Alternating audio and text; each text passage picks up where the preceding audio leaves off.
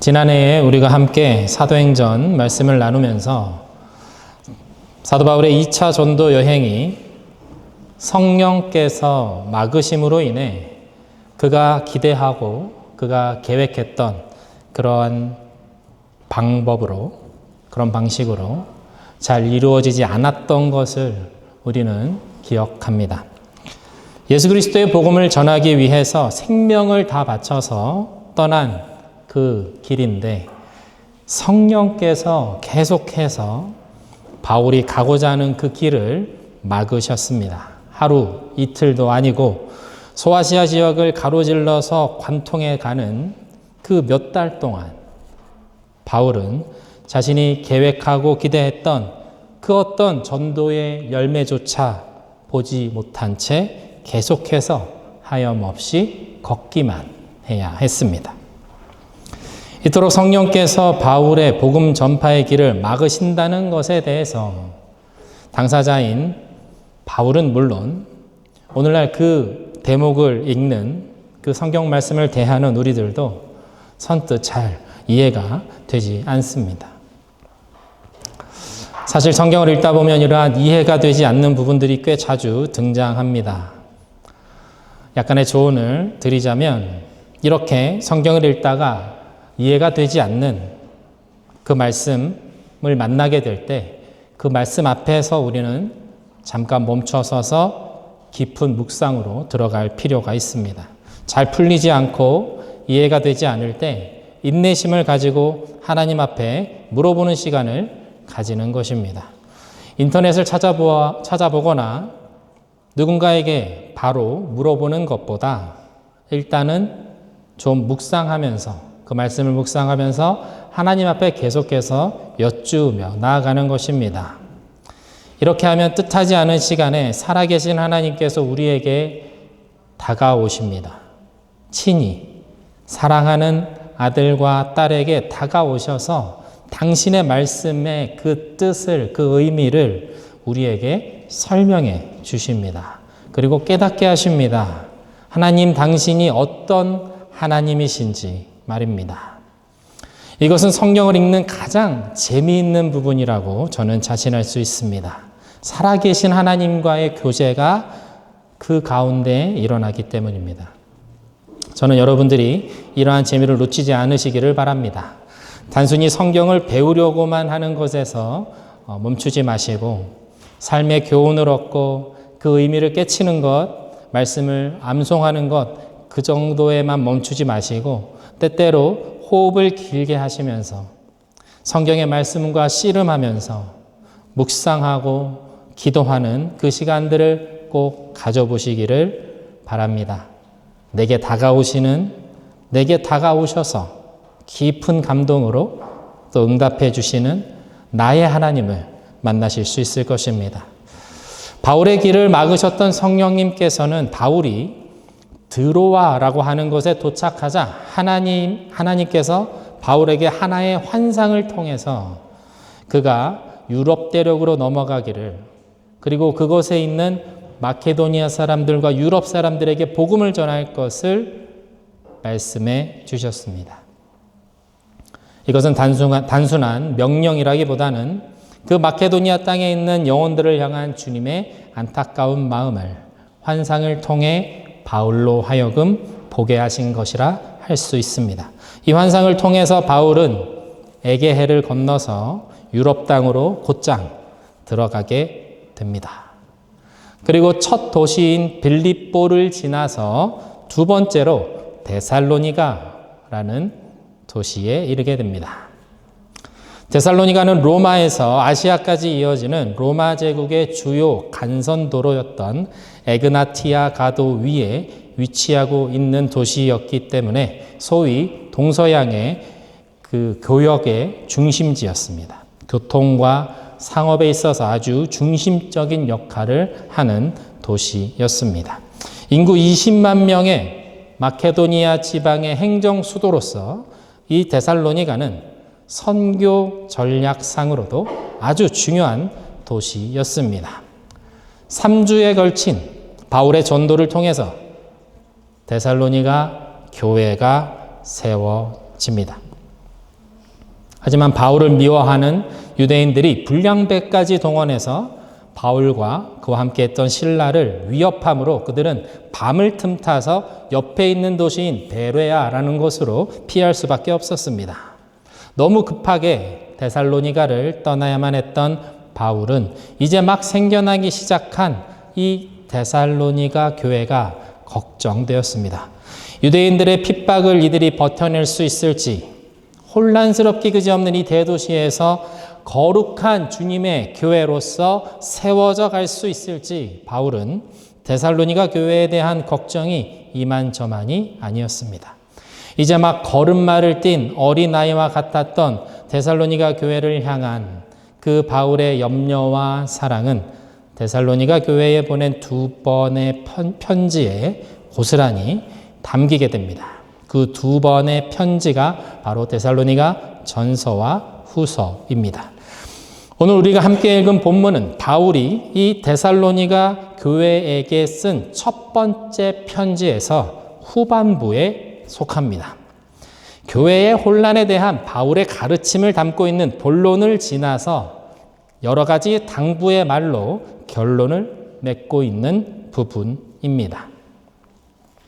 다시 말해서 오늘 본문은 16절부터 총 8개의 당부들이 이어지는 것을 볼 수 있습니다. 그리고 그 끝에 이 모든 당부의 말씀을 지켜나가는 자들을 향한 주님의 인도하심에 대한 기대와 소망으로 끝맺음되고 있습니다. 16절부터 이어지는 당부의 말씀에서 바울은 데살로니가 성도들이 해야 할 것들에 대해서, 그들이 주의해야 할 것들에 대해서 이야기하고 있다면 23절과 24절에서는 하나님께서 끝까지 그 일을 이루시기 위해 그들을 신실하게 도와주실 것이다 라고 말씀하고 있습니다. 데살로니가 전후서에서 가장 도드라지는 주제는 종말론입니다. 마지막 때가 가까이 오고 있는데 성도들은 그럼 어떠한 삶을 살아야 하는가? 라는 질문이 이 데살로니가 교인들에게는 가장 큰 부분이었던 것 같습니다. 바울은 최선을 다해서 근면하게 살아라. 쾌락에 빠지지 말고 나태하게 살지 말아라. 그렇게 조언합니다. 내일 주님이 오시더라도 오늘을 성실하게 살아가는 것이 성도된 우리의 의무라고 사도 바울은 말하고 있는 것입니다. 스피드 스케이팅이나 쇼트트랙 경기를 보다 보면 우리 선수들이 마지막까지 최선을 다해서 전력 질주를 하고 결승선을 통과하는 그때조차 오른발 스케이트를 앞으로 쭉 밀어넣는 모습을 볼 수 있습니다. 숨이 끝까지 차오르는 그 마지막 순간에도 최선을 다해서 다만 몇 센티미터의 가능성을 향해서 발을 내미는 것입니다. 결승선을 통과하는 그 순간까지 최선을 다해 달리는 모습입니다. 이 행동은 옆 사람을 의식하지 않고 홀로 독주로 마무리되는 때에도 동일하게 일어납니다. 결승선을 통과하는 순간까지 최선을 다해 질주하는 그러한 자세가 그 선수의 몸에 이미 배어있기 때문인 것입니다.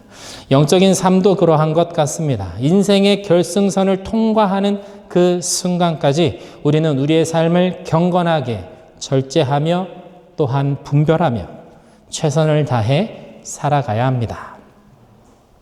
그런데 이런 쇼트트랙 게임과 좀 다른 점이 그리스도인의 삶에 있습니다. 그것은 바울이 말한 것과 같이 주님이 우리와 함께 해주신다라는 점입니다.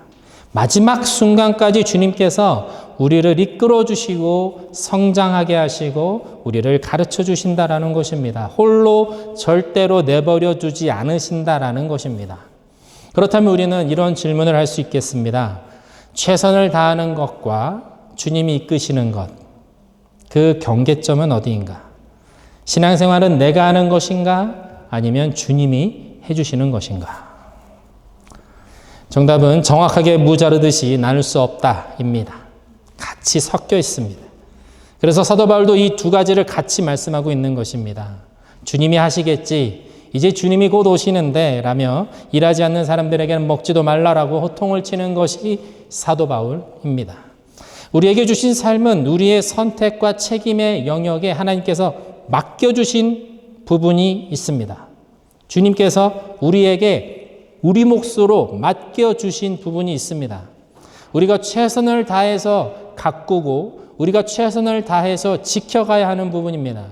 다만 주님은 전능하시고 사랑이 많으신 분이기 때문에 우리의 삶의 모든 영역에서 우리에게 맡겨주신 영역을 포함한 그 모든 영역에서 그분의 신실하심으로 우리를 인도하시고 가르치시고 지켜주시고 도와주는 분이시라는 것을 또한 기억해야 합니다. 바로 이 지점에서 우리는 기도를 발견할 수 있습니다. 기도한다라는 것은 내가 원하는 것을 얻어내기 위한 목적만 있는 것이 아닙니다. 내가 원하는 것, 하나님 앞에 구하는 것, 일용할 양식을 구하고 하나님 앞에 필요를 구하는 것 필요합니다. 하지만 하나님의 뜻에 내가 맞추고 하나님의 뜻을 내가 발견하는 그것이 이 기도를 통해서 이루어진다는 것을 우리는 기억해야 한다는 것입니다. 그분과의 친밀한 관계를 통해서 그분을 알아감으로 이 땅에 하나님의 뜻을 이루어가는 그 결정적인 열쇠가 다른 곳이 아닌 이 기도에 있다는 것을 우리는 염두에 두어야 한다는 것입니다. 그래서 기도는 해도 되고 안 해도 되는 것이 아니라 우리가 기도할 때 하나님의 뜻이 이 땅 가운데에 어떠한 방식으로 어떠한 형태로 얼마나 오랫동안 얼마나 빠르게 이루어지는지가 결정된다는 것입니다. 바로 이 부분, 이 세밀한 부분을 하나님께 기도라는 방식으로 하나님께서 우리에게 맡겨주신 것이죠. 따라서 우리는 우리의 삶을 최선을 다해서 살아야 합니다. 그리고 열심히 기도하며 하나님 앞에 물으며 구하며 살아가야 한다는 것입니다. 오늘 보면 16절에서 18절의 말씀을 우리 한번 같이 읽어보겠습니다. 시작. 항상 기뻐하십시오. 끊임없이 기도하십시오. 모든 일에 감사하십시오. 이것이 그리스도 예수 안에서 여러분에게 바라시는 하나님의 뜻입니다. 하나님의 뜻은 우리가 항상 기뻐하는 것, 끊임없이 기도하는 것, 모든 일에 감사하는 것에 있습니다. 항상 끊임없이 모든 일에 라는 이 말은 항상성을 의미합니다. 항상성이란 어떠한 상태를 일정하게 유지하는 능력을 말합니다. 이것은 반대로 말하면 기뻐할 수 없을 때에도 기뻐하라 라는 말이 됩니다. 기도할 수 없는 때에도 기도하라 라는 말씀입니다. 감사할 수 없는 순간에도 감사해라 라는 말씀입니다. 그리스도인으로서 믿음의 항상성을 가지라 라는 말입니다. 예수를 믿고 그리스도인이 되면 자연스럽게 언제나 기뻐진다라는 것이 아니라 기쁘지 않은 순간이 오더라도 기뻐할 수 있는 능력의 사람이 되라라는 말씀입니다. 항상 기뻐하는 것, 항상 기도하는 것, 항상 감사하는 것은 우리 모두가 원하는 것입니다. 그러한 모습 우리 모두가 꿈꿉니다. 그러나 그것이 여전히 불가능하고 어려운 것처럼 여겨지는 것은 우리가 우리 스스로를 너무 잘 알기 때문입니다. 우리의 한계를 너무 잘 알기 때문에 그렇습니다. 오늘 하루만이라도 온전히 기뻐하는 하루가 되어보자. 오늘 하루 계속해서 기도에 집중하는 하루가 되게 하자. 아무리 우리가 그렇게 결심하고 결심한다 해도 이 결심을 온전히 지켜낸다는 것, 그것은 결코 쉽지 않습니다. 그러나 우리의 소망이 어디 있습니까? 사랑하는 여러분, 우리의 소망이 어디 있습니까? 우리의 소망은 우리 주님께 있습니다.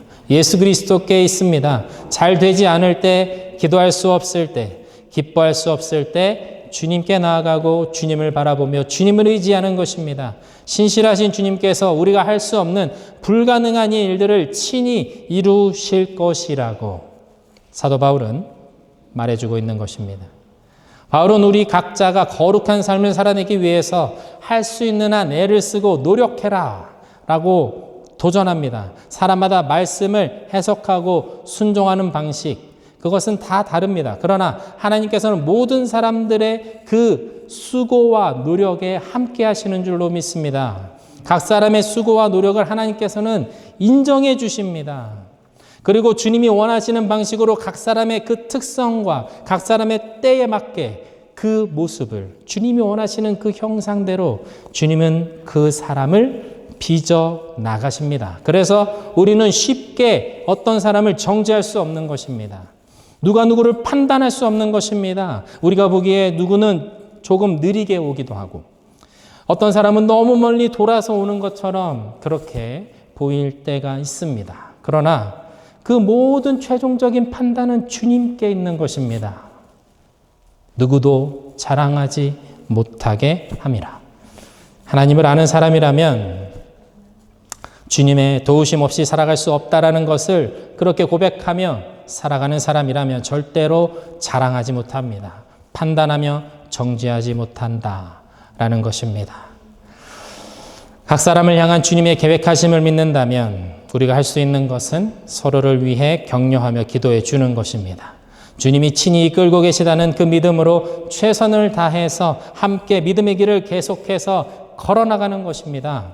이렇게 우리 미넨복음교회의 모든 교우들이 하나가 되어서 2025년 주어진 각자의 길을 서로 격려하며 서로를 위해서 기도해 주며 함께 걸어가는 이 한 해가 되시기를 주님의 이름으로 축원드립니다.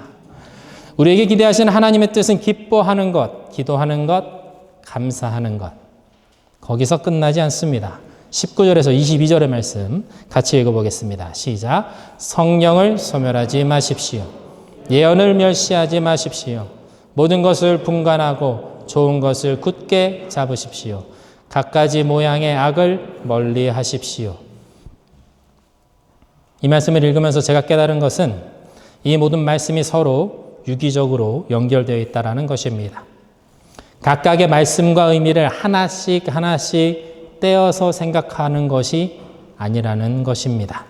성령을 소멸하지 않는 사람은 항상 기뻐합니다. 늘 기도합니다. 모든 일에 감사할 수 있는 그 능력을 가진 사람입니다.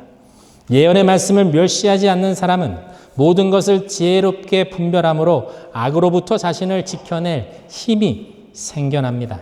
항상 기뻐하는 사람은 결코 성령을 소멸하지 않을 것입니다. 우리는 분노할 때 성령을 소멸합니다. 은혜를 잃어버립니다. 수련회 때 우리가 그것을 다 경험해 봤습니다. 충만한 은혜를 받았지만 그것을 쏟는 경험도 우리는 이러할 때 하면서 경험하고 배우는 것이죠. 분노는 은혜를 아주 빠르게 증발시킨다라는 것을 말입니다. 반대로 감사는 분노를 다스립니다. 감사는 기쁨을 회복하게 합니다. 그렇습니다. 이 말씀들이 서로 연결되어 있습니다. 이 중에 한 가지만 회복이 되어도 연쇄적으로 영적인 화학 반응을 일으키면서 잃어버린 믿음의 항상성이 회복되는 것을 우리는 알 수가 있는 것입니다.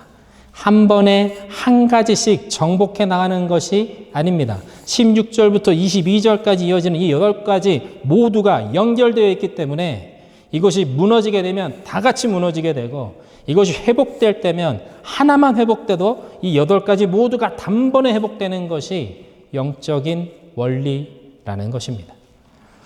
2025년 우리 교회의 표어는 항상 기뻐하라입니다. 한번 따라해 볼까요? 항상 기뻐하라. 기쁨은 작은 것 같지만 그 기쁨이 나타내 보여주는 것은 복음의 능력입니다. 내 안에 복음이 능력을 발휘하지 못하면 내 안에 믿음이 항상성을 잃어버렸다면 기쁨이 내게서 나올 수가 없기 때문입니다. 이 기쁨은 기뻐할 수 없는 가운데도 기뻐하는 것이라고 했습니다. 주님이 주시는 기쁨은 세상이 주는 것과 다른 기쁨입니다. 바로 이 주님이 주시는 기쁨의 그 비밀을 깨닫는 2025년이 되기를 간절히 바라는 마음으로 이 16절의 말씀 항상 기뻐하라 라는 말씀을 뽑아서 우리 교회 표어로 삼았습니다. 주님이 주시는 기쁨의 비밀을 깨닫고 맛보게 되는 올 한 해가 되시기를 주님의 이름으로 축원드립니다. 이 영원한 기쁨의 비밀을 맛보기 위해서 2가지를 올해 우리 가운데 좀 주의하며 기억해 보면 어떨까 합니다. 첫 번째로 긍정적인 말을 하는 것입니다. 우리가 살아가는 세상은 문자와 말로 가득 채워져 있습니다. 마크 트웨이는 이렇게 말했습니다. 좋은 칭찬을 한 번 듣는 것만으로도 나는 2달을 살 수 있다. 이 긍정적인 말 한마디가 한 영혼에게 얼마나 큰 영향을 주는지 알 수 있는 말입니다. 항상 기뻐하는 것은 기뻐할 수 없을 때도 기뻐하는 것이라고 말씀드렸습니다. 범사에 감사하는 것은 감사할 수 없는 순간에도 감사하는 것을 의미한다고 했습니다. 우리는 이것을 말로, 내 입술에서 나가는 언어로 해낼 수 있습니다. 믿음의 언어로, 기도의 언어로 우리는 이것을 이루어낼 수 있습니다. 사랑하는 성도 여러분, 우리는 언어를 어디로부터 배웁니까? 누구에게부터 배웁니까? 내가 사용하는 언어, 내가 따라하는 언어, 그것은 어디에서 왔습니까? 우리의 언어가 사랑이신 하나님으로부터 와야 한다는 것을 깨닫는 저와 여러분 되기를 바랍니다. 우리의 언어가 이 쓰여진 말씀을 통해서 그리고 하나님과의 기도를 통해서 습득되고 교정되고 훈련되는 2025년이 되기를 축원드립니다. 세상에 의미 없는 언어들에게 내 언어의 주도권을 빼앗기지 않는 여러분 되시기를 축원드립니다. 사랑하는 여러분, 말씀과 기도는 언어입니다. 이것을 기억하셔야 합니다.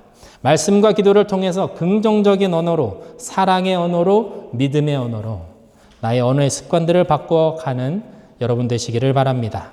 주님께서는 세상을 언어로 만드셨지요. 언어에는 창조의 능력이 있다는 것입니다. 언어에는 힘이 있습니다.